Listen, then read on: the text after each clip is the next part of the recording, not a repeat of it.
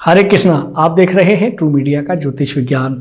शीतला अष्टमी हिंदू धर्म का एक महत्वपूर्ण व्रत और पर्व है, जिसे देवी शीतला माता की पूजा अर्चना के रूप में मनाया जाता है।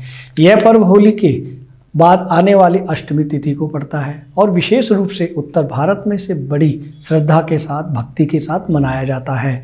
इस दिन महिलाएं अपने परिवार की सुख समृद्धि और संतान की दीर्घायु की कामना करते हुए व्रत रखती हैं और माता शीतला के पूजन के बाद बासी भोजन खाती हैं।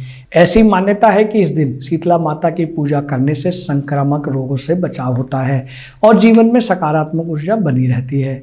हिंदू धर्म में इस दिन को बासोड़ा पर्व के नाम से भी जाना जाता है, क्योंकि इस दिन बासी भोजन खाने की परंपरा होती है। शास्त्रों के अनुसार इस दिन कुछ कार्यों के करने की सख्त मनाही होती है। यदि कोई व्यक्ति जाने अनजाने में इन गलतियों को कर बैठता है तो जीवन में संकट आ सकते हैं।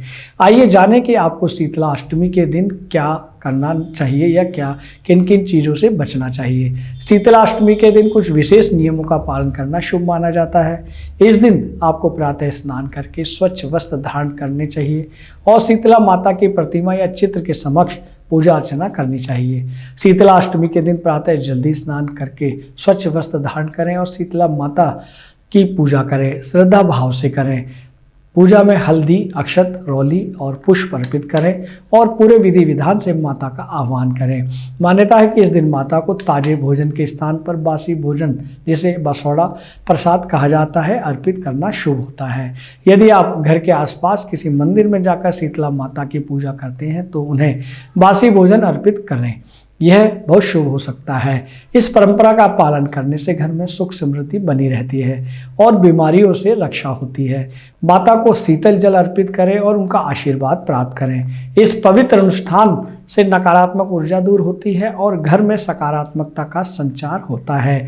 शीतला अष्टमी के दिन एक दिन पूर्व बनाए गए बासी भोजन का सेवन करने की परंपरा है, जिसे विशेष रूप से माता शीतला को प्रसाद के रूप में अर्पित किया जाता है। ऐसा माना जाता है कि इस दिन ताजे भोजन की बजाय ठंडा और बासी भोजन ग्रहण करने से माता का आशीर्वाद प्राप्त होता है और परिवार रोगों से सुरक्षित रहता है।